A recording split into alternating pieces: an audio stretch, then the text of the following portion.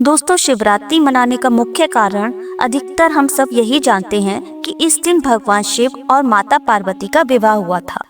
देवी पार्वती ने अपने विभिन्न अवतारों में भगवान शिव का स्नेह जीतने के लिए कठोर तपस्या की थी। अंत में उनकी भक्ति और दृढ़ता से प्रभावित होकर शिव पार्वती से विवाह करने के लिए सहमत हो गए और इस दिन भगवान शिव ने वैराग्य त्याग कर गृहस्थ जीवन में प्रवेश किया था। इसी वजह से हर साल शिव गौरी के विवाह उत्सव के रूप में महाशिवरात्रि मनाई जाती है। लेकिन कुछ धार्मिक कथाओं के अनुसार फाल्गुन माह कृष्ण पक्ष की चतुर्थी तिथि को शिवलिंग के रूप में भगवान शिव प्रकट हुए थे। इसलिए हर साल इस दिन भगवान शिव के ज्योतिर्लिंग स्वरूप में प्राकट्य पर्व के रूप महाशिवरात्रि मनाई जाती है। और वहीं कुछ विद्वानों का मानना है कि शिवरात्रि के दिन ही भगवान शिव ने गांडू नाम का विष पिया था, जो सागर मंथन के समय समुद्र से निकला था। परंतु शिव पुराण में एक शिकारी से जुड़ी एक कथा का वर्णन किया गया है। आज की इस वीडियो में हम आपको शिव पुराण में वर्णित महाशिवरात्रि की कथा बताने जा रहे हैं। लेकिन इस कथा को सुनने से पहले आप सभी से अनुरोध है, कथा को लाइक जरूर किया करें, क्योंकि भोलेनाथ की कथा को लाइक करने से हम पुण्य के भागीदार बनते हैं। और कमेंट सेक्शन में भोले बाबा के सच्चे भक्त लिखें ओम नमः शिवाय, हर हर महादेव। चैनल को सब्सक्राइब करके बेल आइकन का बटन दबाना बिल्कुल भी ना भूलें। शिव पुराण के कोटि रुद्र संहिता में वर्णित कथा के अनुसार पौराणिक काल में एक वन में एक भील रहता था, जिसका नाम था गुरुद्रह। उसका कुटुंब बड़ा था तथा वह बलवान और क्रूर स्वभाव का होने के साथ ही क्रूरतापूर्ण कर्म में तत्पर रहता था। वह प्रतिदिन वन में जाकर मृगों को मारता और वहीं रहकर नाना प्रकार की चोरियां करता था। उसने बचपन से ही कभी कोई शुभ कार्य नहीं किया था। इस प्रकार वन में रहते हुए उस दुरात्मा भील का बहुत समय बीत गया। तदंतर एक दिन बड़ी सुंदर एवं शुभ कारक शिवरात्रि आई, किंतु वह दुरात्मा घने जंगल में निवास करने वाला था, इसलिए उस व्रत को नहीं जानता था। उसी दिन उस भील के माता पिता और पत्नी ने भूख से पीड़ित होकर उससे याचना की, हे बनेचर, हमें खाने को दो। उनके इस प्रकार याचना करने पर वह तुरंत धनुष लेकर चल दिया और मृगों के शिकार के लिए सारे वन में घूमने लगा। देवयोग से उसे उस दिन कुछ भी नहीं मिला और सूर्य अस्त हो गया। इससे उसको बड़ा ही दुख हुआ और वह सोचने लगा, अब मैं क्या करूं, कहाँ जाऊं, आज तो कुछ भी नहीं मिला। घर में जो बच्चे हैं उनका तथा माता पिता का क्या होगा, मेरी जो पत्नी है उसकी भी क्या दशा होगी। अतः मुझे कुछ लेकर ही घर जाना चाहिए, अन्यथा नहीं। ऐसा सोचकर वह व्याध एक जलाशय के समीप पहुंचा और जहां पानी में उतरने का घाट था वहां जाकर खड़ा हो गया। वह मन ही मन यह विचार करता था कि यहाँ कोई न कोई जीव पानी पीने के लिए अवश्य आएगा, उसी को मारकर कृत्य करते हो उसे साथ लेकर प्रसन्नता पूर्वक घर को जाऊंगा। ऐसा निश्चय करके वह व्याध एक बेल के पेड़ पर चढ़ गया और वहीं जल साथ लेकर बैठ गया। उसके मन में केवल यही चिंता थी कि कब कोई जीव आएगा और कब मैं उसे मारूंगा। इसी प्रतीक्षा में भूख प्यास से पीड़ित हो वह बैठा रहा। उस रात के पहले पहर में एक प्यासी हिरणी वहां आई, जो चकित होकर जोर जोर से चौकड़ी भर रही थी। उस मृगी को देखकर व्याध को बड़ा हर्ष हुआ और उसने तुरंत ही उसके बदले ये अपने धनुष पर एक बाण का संधान किया। ऐसा करते हुए उसके हाथ के थक्के से थोड़ा सा जल और बेलपत्र नीचे गिर पड़े। उस पेड़ के नीचे शिवलिंग था। उक्त जल और बेलपत्र से शिव की प्रथम पहर की पूजा संपन्न हो गई। उस पूजा के महात्म से उस व्याध का बहुत से पाप नष्ट हो गए। वहाँ होने वाली खड़खड़ाहट की आवाज को सुनकर हिरणी ने भय से ऊपर की ओर देखा। व्याध को देखते ही वह व्याकुल हो गई और बोली। मृगी ने कहा, व्याध, तुम क्या करना चाहते हो, मेरे सामने सच सच बताओ। हिरणी की यह बात सुनकर व्याध ने कहा, आज मेरे कुटुंब के लोग भूखे हैं, अतः तुमको मारकर उनकी भूख मिटाऊंगा, उन्हें तृप्त करूंगा। व्याध का वह दारुण वचन सुनकर तथा जिसे रोकना कठिन था, उस दुष्ट भील को बाढ़ ताने देखकर मृगी सोचने लगी कि अब मैं क्या करूं, कहाँ जाऊं, अच्छा कोई उपाय रचती हूँ। ऐसा विचार कर उसने वहां इस प्रकार कहा। मृगी बोली, भील, मेरे मांस से तुमको सुख होगा। इस अनर्थकारी शरीर के लिए इससे अधिक महान पुण्य का कार्य और क्या हो सकता है। उपकार करने वाले प्राणी को इस लोक में जो पुण्य प्राप्त होता है उसका 100 वर्षों में भी वर्णन नहीं किया जा सकता। परंतु इस समय मेरे सब बच्चे मेरे आश्रम में ही हैं। मैं उन्हें अपने बहन को अथवा स्वामी को सौंपकर लौट आऊंगी। हे बनीचर, तुम मेरी इस बात को मिथ्या ना समझो। फिर मैं तुम्हारे पास लौट आऊंगी, इसमें संशय नहीं है। सत्य से ही धरती टिकी हुई है, सत्य से ही समुद्र अपनी मर्यादा में स्थित है और सत्य से ही निर्जरों से जल की धाराएं गिरती रहती हैं। सत्य में ही सब कुछ स्थित है। मृगी के ऐसा कहने पर भी जब व्याध ने उसकी बात नहीं मानी तब उसने अत्यंत विस्मित एवं भयभीत हो पुनः इस प्रकार कहना आरंभ किया। मृगी बोली, व्याध सुनो, मैं तुम्हारे सामने ऐसी शपथ खाती हूँ जिससे घर जाने पर मैं अवश्य तुम्हारे पास लौट आऊंगी। ब्राह्मण यदि वेद बेचे और तीनों काल संध्या ना करे तो उसे जो पाप लगता है, पति की आज्ञा का उल्लंघन करके स्वेच्छा अनुसार कार्य करने वाली स्त्रियों को जिस पाप की प्राप्ति होती है, किए हुए उपकार को न मानने वाले, भगवान शंकर से विमुख रहने वाले, दूसरों से द्रोह करने वाले, धर्म को लांघने वाले तथा विश्वासघात और छल करने वाले लोगों को जो पाप लगता है, उसी पाप से मैं भी लिप्त हो जाऊं यदि लौटकर यहाँ ना आऊं। इस तरह अनेक शपथ खाकर जब मृगी चुपचाप खड़ी हो गई तब उस व्याध ने उस पर विश्वास करके कहा, अच्छा, अब तुम अपने घर को जाओ। तब वह मृगी बड़े हर्ष के साथ पानी पीकर अपने आश्रम मंडल में गई। इतने में ही रात का वह पहला पहर व्याध के जागते ही बीत गया। तब उस हिरनी की बहन दूसरी मृगी, जिसका पहली ने स्मरण किया था, उसी की राह देखती हुई जल पीने के लिए वहां आ गई। उसे देखकर भील ने स्वयं बाढ़ को तरकस से खींचा। ऐसा करते समय पुनः पहले की भांति भगवान शिव के ऊपर जल और बेलपत्र गिरे। उसके द्वारा महात्मा शंभू की दूसरे पहर की पूजा संपन्न हो गई। यद्यपि वह प्रसंगवश ही हुई थी तो भी व्याध के लिए सुखदायिनी हो गई। मृगी ने उसे बाण खींचते हुए देख पूछा, बनीचर, यह क्या करते हो? व्याध ने पूर्ववत उत्तर दिया, मैं अपने भूख कुटुंब को तृप्त करने के लिए तुझे मारूंगा। यह सुनकर वह मृगी बोली, व्याध, मेरी बात सुनो, मैं धन्य हूँ। मेरा देह धारण सफल हो गया, क्योंकि इस अनित्य शरीर के द्वारा उपकार होगा, परंतु मेरे छोटे छोटे बच्चे घर में हैं। अतः मैं एक बार जब अपने स्वामी को उन्हें सौंप दूं, फिर तुम्हारे पास लौट कर आ जाऊंगी। व्याध बोला, तुम्हारी बात पर मुझे विश्वास नहीं है, मैं तुझे मारूंगा, इसमें संशय नहीं है। यह सुनकर वह हिरनी भगवान विष्णु की शपथ खाते हुए बोली, व्याध, जो कुछ मैं कहती हूँ उसे सुनो।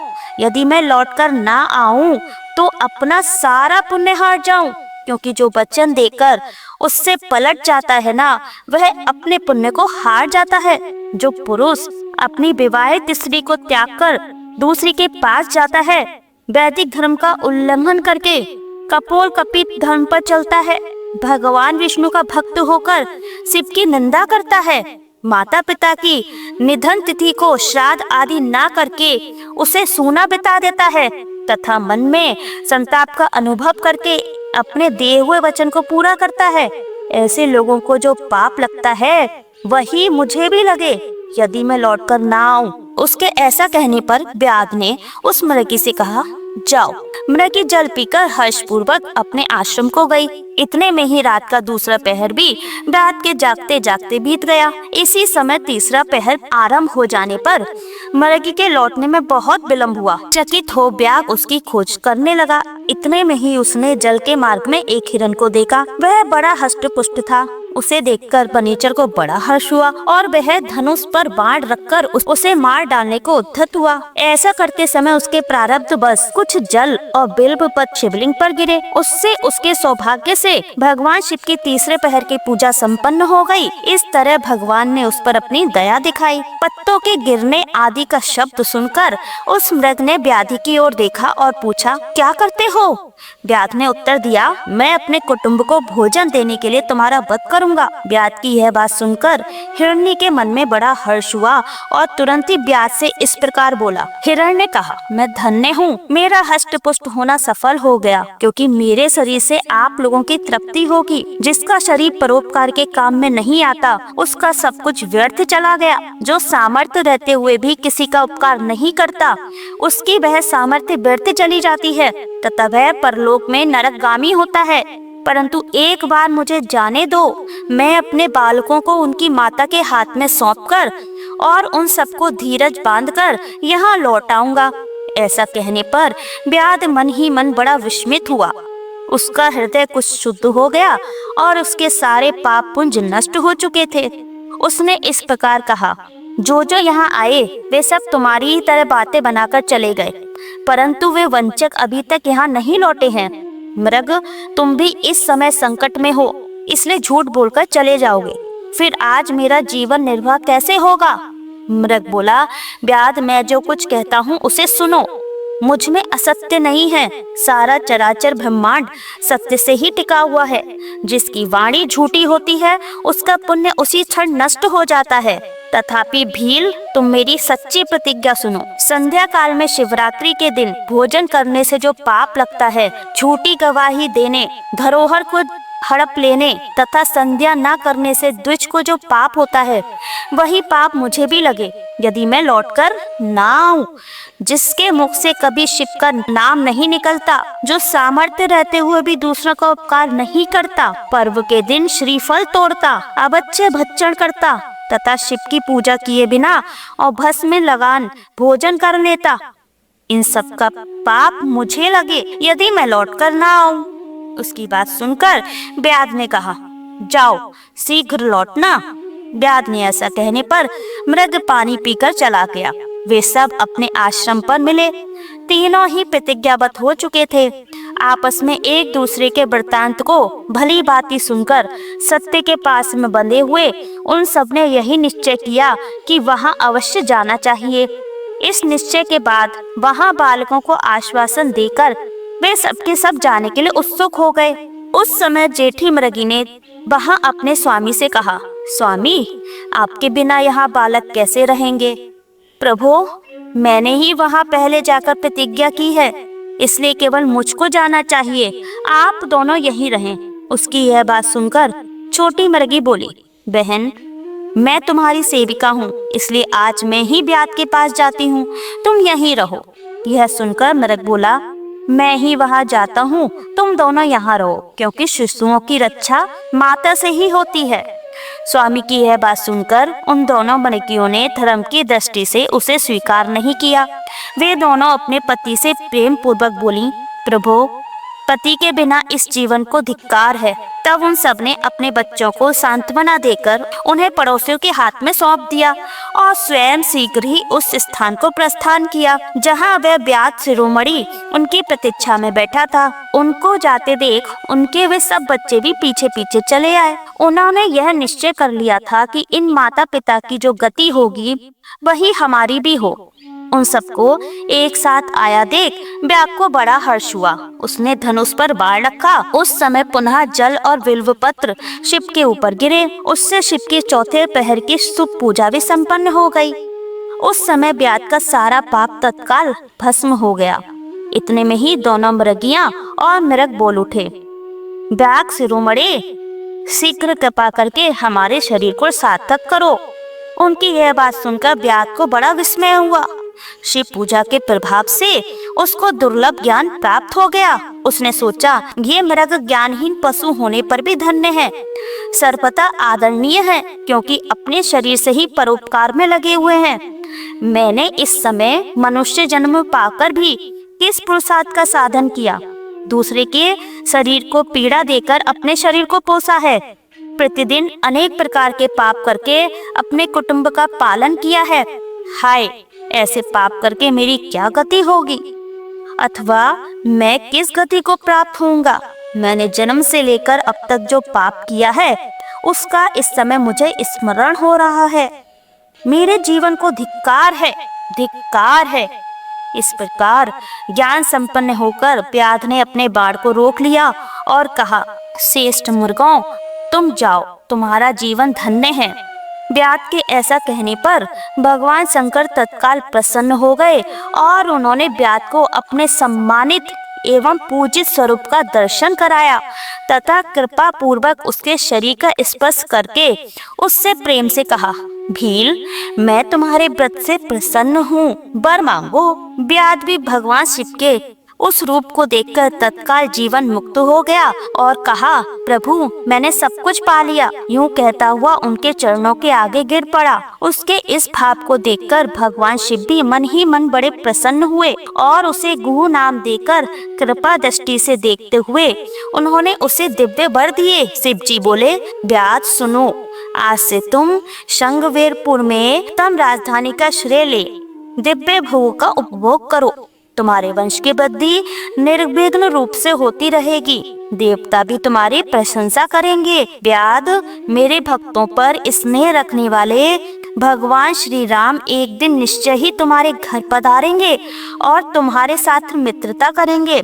तुम मेरी सेवा में मन लगाकर दुर्लभ मोक्ष पा जाओगे। इसी समय वे सब मृग भगवान शंकर का दर्शन और प्रणाम करके मृग योनि से मुक्त हो गए और दिव्य देहधारी हो विमान पर बैठकर शिव के दर्शन मात्र से सांप मुक्त हो दिव्य धाम को चले गए। तब से अबूर्द पर्वत पर भगवान शिव व्याधेश्वर के नाम से प्रसिद्ध हुए, जो दर्शन और पूजन करने पर तत्काल भोग और मोक्ष प्रदान करने वाले हैं। वह व्याध भी उस दिन से दिव्य भोगों का उपभोग करता हुआ अपनी राजधानी में रहने लगा। उसने भगवान श्री राम की कृपा पाकर शिव जी का सायुज्य प्राप्त कर लिया। अनजाने में ही इस व्रत का अनुष्ठान करने से उसको सायुज्य मोक्ष मिल गया।